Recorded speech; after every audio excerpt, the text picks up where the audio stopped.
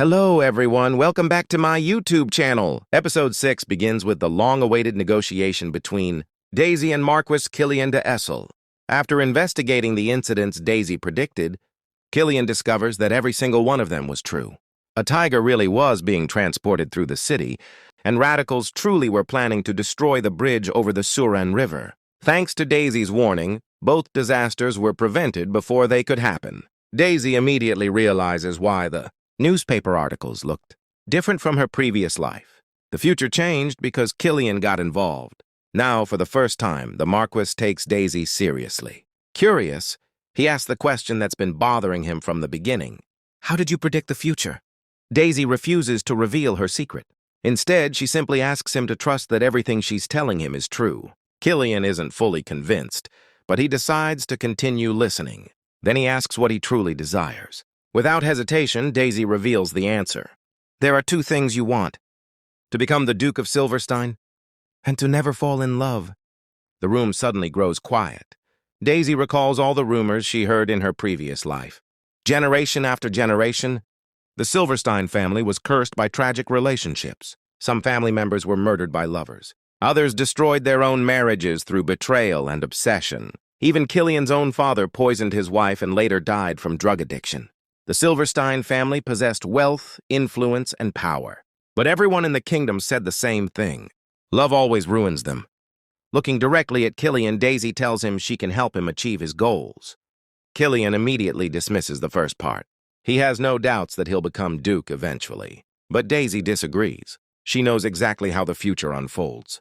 If nothing changes, Killian will fight a bloody succession war against his brothers. Countless lives will be lost. And in the end, Killian will personally kill his own half-brother to claim the title. However, Daisy offers a different path. A peaceful path. An easier path.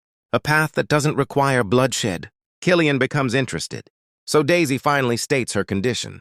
If she gives him the information he wants, he must erase her family's debt completely. Killian smirks and jokingly points out that he could simply threaten the information out of her. Daisy immediately panics. She blurts out that she knows he's actually a kind person despite all the terrible rumors surrounding him. To her relief, Killian admits he was only joking. Then he tells her to continue. Daisy reaches into her belongings and reveals something she spent a fortune obtaining: a registry of unmarried noblewomen. Killian stares at her in confusion. Daisy proudly explains her plan. The Duke's will states that Killian can inherit the title if he gets married. Therefore, all he has to do is find a suitable wife. Simple, at least according to Daisy. She immediately begins introducing potential marriage candidates. One noblewoman is eager to marry. Another is skilled at embroidery. Another is known for her kindness and good manners. Meanwhile, Killian can barely believe what he's hearing. This entire negotiation has somehow turned into a marriage consultation. Still, he confirms that Daisy's information about the will is correct. The inheritance condition truly is marriage. Encouraged, Daisy continues. She explains that if Killian marries the right woman, he can become Duke without starting a war or spilling a single drop of blood. As she speaks, Killian carefully studies the list. Then he suddenly notices one candidate who perfectly fits all the requirements. A woman with no powerful family connections. Someone willing to accept a practical marriage. Someone who likes him. Confused, Daisy quickly realizes who he's talking about: himself. Killian thinks Daisy is describing her own qualities. Embarrassed, Daisy immediately denies it. No, I meant my sister Rose. Only then does Killian remember that Daisy actually has an older sister. After hearing about Rose, he calmly points out that marrying her would even save him money since it could settle the debt at the same time. Daisy can't help but think how incredibly cynical he is. Even so, she insists that Rose would be a better wife than she could ever be. But Killian surprises her once again. He admits that he dislikes marriage altogether.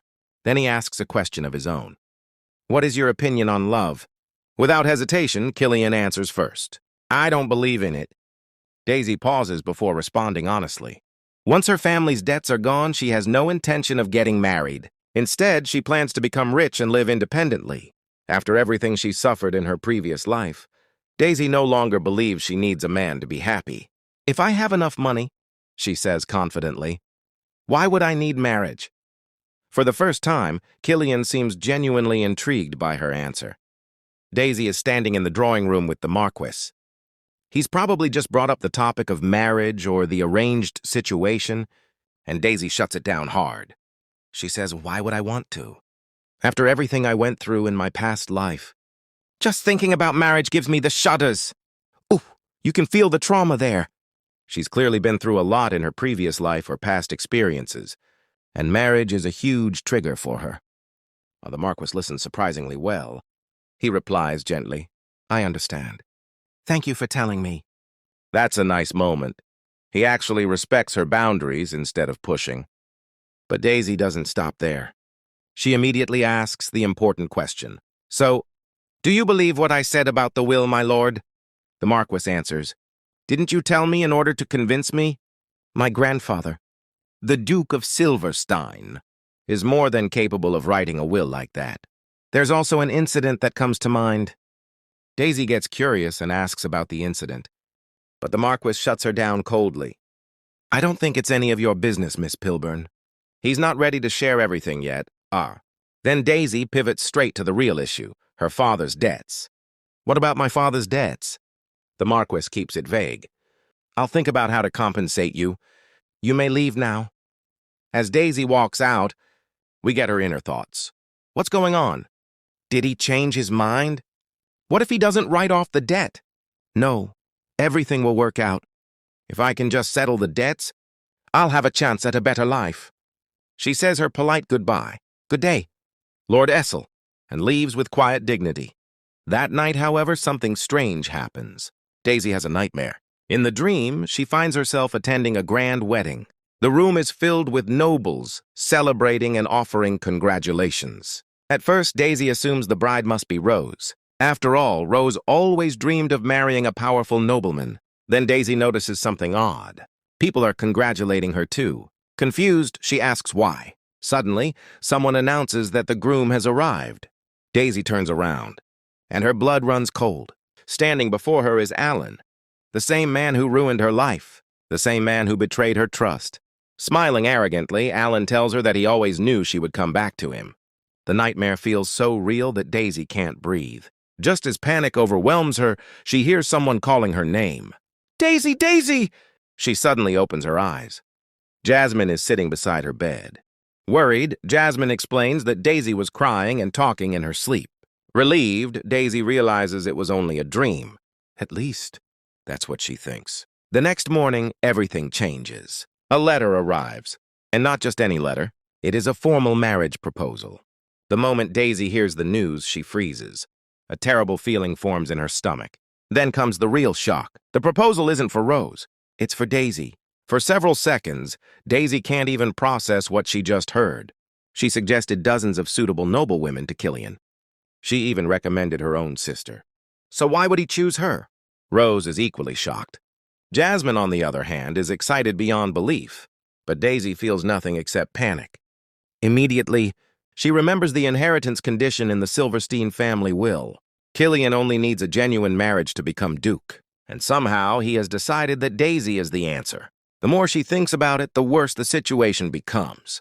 According to the law, she doesn't have the authority to reject the proposal herself. That decision belongs to her father, and knowing her father, there is no chance he would refuse such an opportunity. Daisy realizes she may have accidentally trapped herself. Desperate to stop this before it's too late, she rushes outside. Without caring about appearances, she throws herself in front of a carriage. The driver is horrified and demands to know what she's doing. But Daisy doesn't care. She only has one destination. "Take me to Lord Essel's casino immediately." As the carriage races through the streets, Daisy's thoughts spiral out of control. She understands why Killian needs a marriage. She understands the conditions of the will. But there is one question she can't answer. Why her? Out of all the women in the kingdom, why did Killian choose Daisy Filburn? As the carriage speeds toward the casino, Daisy prepares herself for a confrontation she never expected. According to the Silverstein family will, there was only one condition. The marriage had to be genuine. It didn't matter who Killian married, as long as it was a real marriage. While sitting inside the carriage, Daisy keeps thinking about one thing. She is grateful that Killian believed her and acted quickly. But one question continues to hurt her. Why did he choose me? Tears begin falling from Daisy's eyes. She starts wondering if all men are the same. Are they all selfish? Do they all enjoy controlling women and deciding their futures? Seeing Daisy crying and making strange noises, Killian's servant becomes worried. He asks if she is feeling sick from the carriage ride. But Daisy's anger is not because of motion sickness. She is frustrated because she feels like she has fallen into another situation where she has no control. Finally, the carriage arrives at Killian's casino. However, Daisy immediately faces another problem. The guards stop her at the entrance. Only employees are allowed beyond that point. Daisy explains that she came to meet Lord Essel. The guard asks if she has an appointment. Daisy admits she doesn't. The guard refuses to let her enter, explaining that countless people try to meet the Marquis every day. Daisy begins losing hope. If she waits too long, her father might accept the marriage proposal before she can do anything. So she takes a desperate step. She tells the guard, "Tell him his fiancée Daisy Filburn wishes to see him." The guard freezes. He thinks there is no way this could be true. But if she really is the Marquess's fiancée, refusing her could cost him his position. So he quickly changes his attitude and asks Daisy to wait. A few moments later, everything changes. The guard returns and apologizes. He addresses her properly as Lady Daisy Filburn and explains that if they had known she was coming, they would have sent someone to escort her. Daisy immediately notices the difference. The moment they hear she is connected to Killian, everyone's attitude changes. She realizes something important. Killian is not just the owner of this casino. He is the person who controls everything here. Daisy is escorted inside and taken to a luxurious room. She is surprised by its size and elegance. But she refuses to feel intimidated. She reminds herself why she came. She needs answers. Inside the room, Killian calmly waits for her. He looks completely relaxed. "We meet again, Miss Filburn." Daisy is confused by how calm he is. She came expecting him to apologize and admit that the marriage proposal was a mistake. But instead, Killian acts as if everything is completely normal. When he mentions that he liked her approach at the entrance, Daisy becomes even more confused. She asks directly, "Why did you propose to me?" Killian calmly explains. She promised to help him achieve his goal. And marrying Daisy is the way he can become Duke while also canceling her family's debt. Daisy realizes he is twisting her words. She never meant she would marry him. She only promised to show him a way to gain the title. Killian reminds her that he never actually promised anything. He only said he would consider her proposal. Then he explains his reason. There are many women who would want to marry him. But Daisy caught his attention. Because she is his type, Daisy is shocked. They barely know each other. But Killian explains that their situation already connects them. Her family owes him a debt. She helped him obtain his goal. And because of that, he has the power to decide whether he wants to propose. Daisy becomes worried.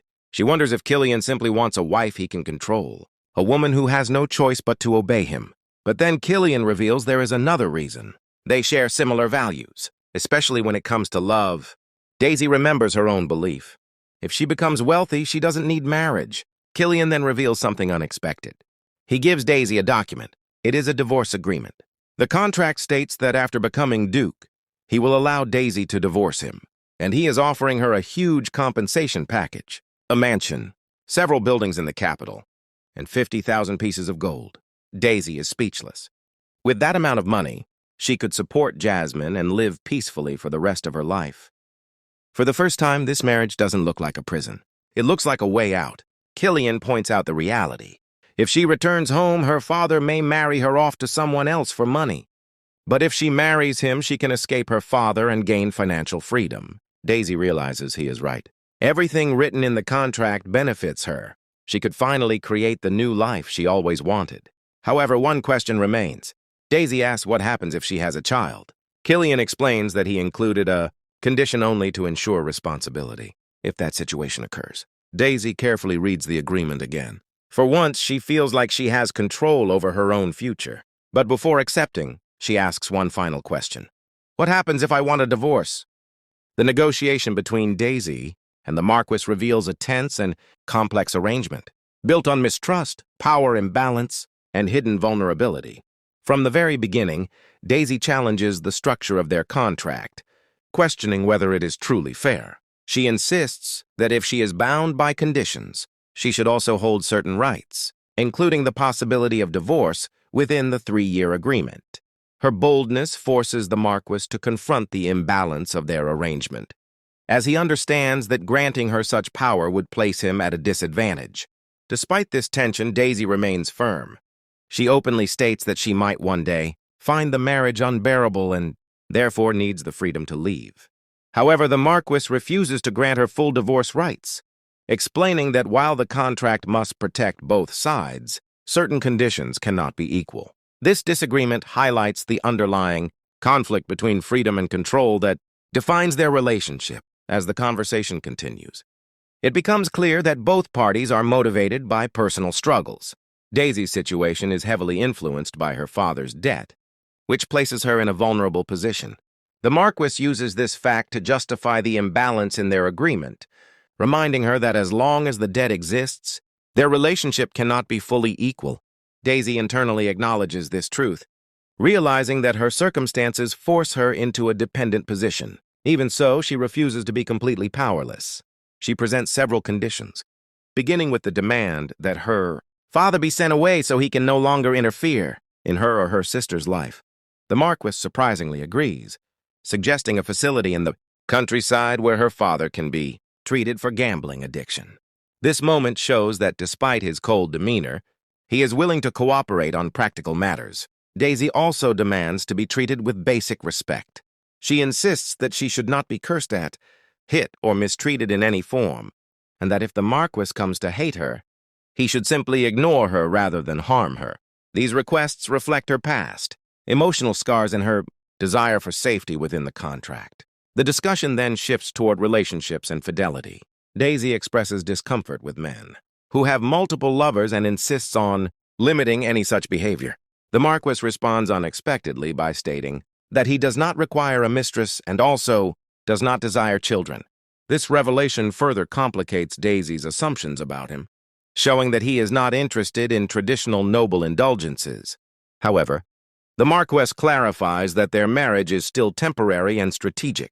They must act as a real married couple until he inherits his title. Once he becomes the Duke of Silverstein, he intends to divorce her regardless of her wishes. This statement reinforces the business-like nature of their agreement. Throughout the negotiation, both characters reveal hidden layers of emotion and past experiences. Daisy reflects on her traumatic past, where she was insulted and devalued in a previous relationship. These memories make her cautious and defensive, especially about being trapped in another harmful marriage. By the end of their discussion, both parties reach a fragile understanding. They agree to document all conditions, ensuring clarity and protection for both sides. Despite their conflicts, an unspoken tension remains between them, as they navigate a relationship built not on love, but on necessity, strategy, and survival. Ultimately, their contract represents more than a legal agreement. It reflects two individuals struggling with trust, control, and emotional wounds. While neither fully trusts the other, their arrangement marks the beginning of an unexpected connection that may evolve beyond mere business. And this is where it gets interesting, because Daisy doesn't just roll over, she pushes back. She straight up asks him, "What if I say I can't marry you? Because I can't see myself being tied down to one man? Will you still cancel the debts?" And the Marquis? He says yes, do as you wish. But then, almost casually, he reminds her that she could always work to repay the debt. 60 years at a casino. He even adds that she's attractive, so she'd be hired immediately. Daisy's internal reaction is priceless. Is he being sarcastic? This casino is full of beautiful women. But here's the thing. She's smart. She already knows what the right choice is. She just needed a moment to accept it. And this is what makes Daisy such a compelling character. She's not a victim. She's a strategist. In her head, she's already mapped it out. Pretend to be his wife for 3 to 4 years, just until he inherits his title and secures his position. Then divorce him. Walk away with money. Use that money to take care of her younger sister, Jasmine. She's not falling for anyone. This is a business transaction. At least that's what she tells herself. So she agrees. I will marry you. It's a deal. The Marquis doesn't waste a second. He pulls out an actual written contract. Because of course he does. The terms? Until the wedding, they meet at least once a week. Daisy tries to brush this off.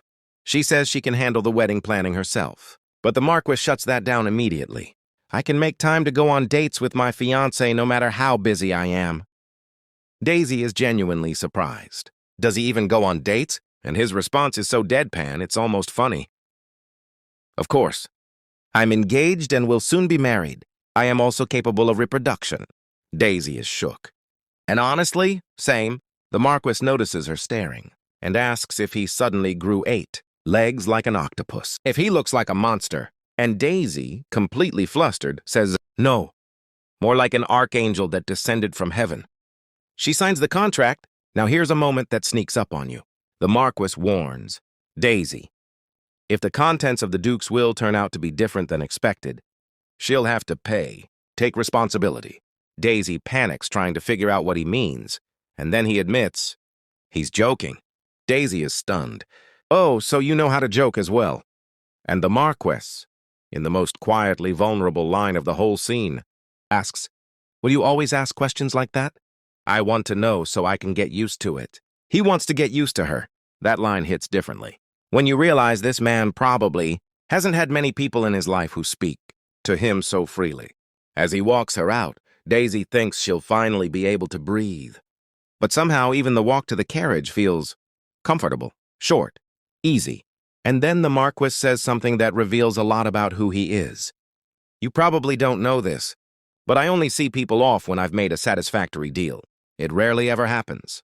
He's telling her in his own way that she's different, that this meant something. And Daisy responds beautifully. I promise to be a trustworthy business partner and marriage partner for the next 3 years, my lord. They smile at each other, and Daisy's inner voice immediately panics. No unnecessary feelings. This is just a carefully calculated deal. Meanwhile, the Marquis thinks to himself, that's the best thing a woman has ever said to me. But the scene isn't over yet. As Daisy's walking away, she calls back. Can her engagement gift be inexpensive or sent as late as possible? Why? Because of her father. She's worried about what he'll do if a valuable gift shows up. And the Marquis, and without hesitation, tells her he's already arranged for her father to be sent to a safe facility until after the wedding. And until then, one of his men will make sure the father doesn't cause trouble or borrow more money. Daisy didn't even have to ask. He just handled it. Sitting alone in the carriage afterward, she cries. I wonder what kind of person he really is. It's as if he knew of my troubles and wanted to care for me. And that is the magic of this scene. On paper, it's a cold, calculated contract between two people protecting their own interests. But underneath, there's already something real forming. Daisy thinks she's just making a smart deal. The Marquis thinks he's found a reliable partner. But both of them are already paying more attention to the other person than they're willing to admit. This is contract marriage done right. Slow burn, mutual respect, and two emotionally guarded people accidentally finding something they weren't looking for. If you want more breakdowns like this, hit subscribe and drop a comment telling me what manga scene you want next. See you in the next one.